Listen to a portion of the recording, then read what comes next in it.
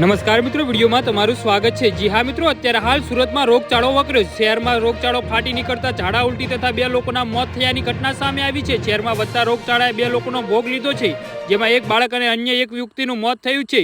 શહેરમાં સચિન જીઆઈડીસી ચિરુમલા સોસાયટીમાં રહેતા ભોજપુરી પરિવારના 2 વર્ષના બાળકનું મોત નીપજ્યું છે।